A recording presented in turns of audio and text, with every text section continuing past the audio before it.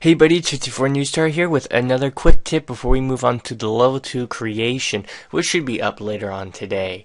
Okay, so from a request from Trollman, and I forget the last part of his name, I'm going to actually put it down in the annotations, but Trollman had a great, he had a question, how do you scroll? Well, scrolling, as I found out, is really kind of simple. I mean, you would never think about doing this, but it works out really great.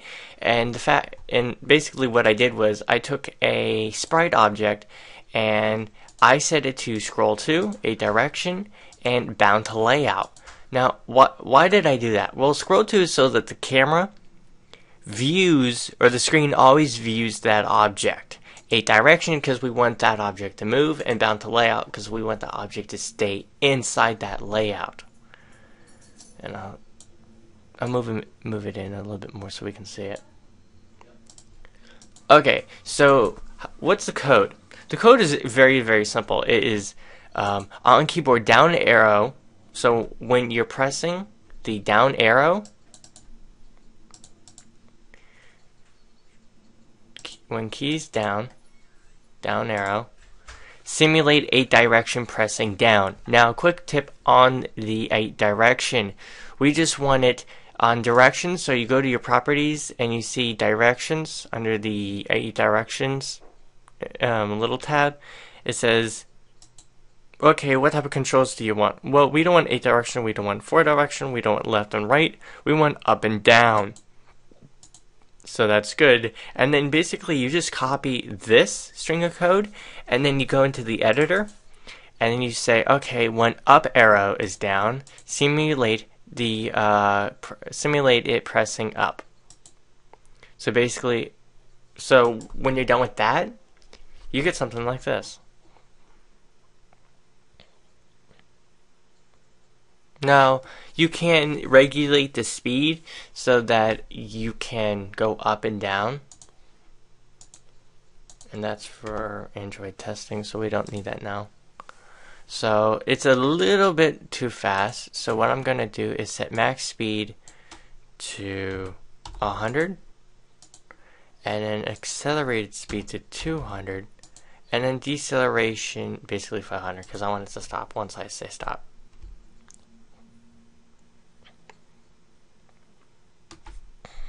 Still a wee bit fast. And this is just my, saying, I don't like it that much.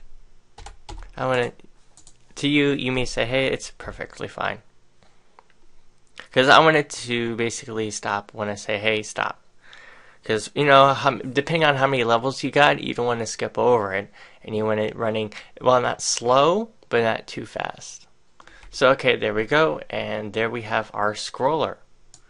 So we can go up and down and see the multiple levels in case you have 100 levels. We won't have 100 levels for this tutorial, but that was just a question posed. If you had 40 plus levels and you didn't want to minimize the fonts anymore, how would you do it? And that's how you would do it.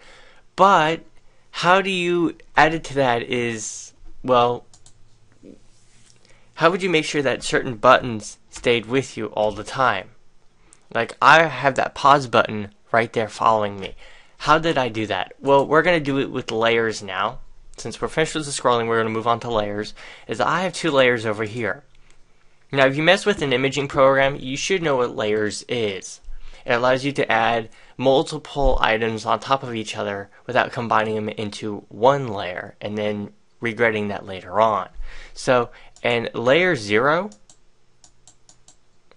I just have, that was everything.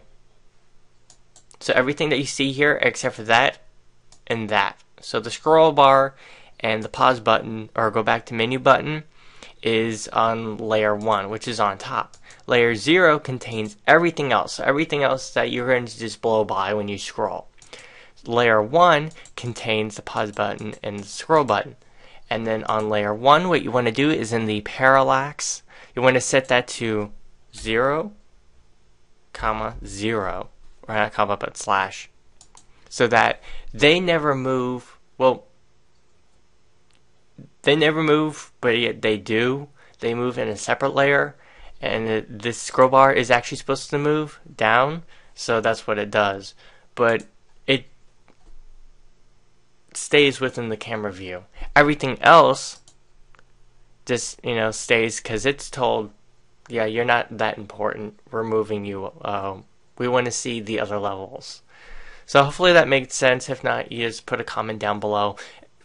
And hopefully this helped with you scrolling. Now we're also going to be dealing with scrolling this summer, what I do with Android games, on how to swipe to see other layers and other parts of a level in case you have a very long level. Also, it's basically doing touch commands on icons to make sure you can scroll up and down, which you can do here, but this is much easier and gets the job done a whole lot faster and takes up less code and less memory.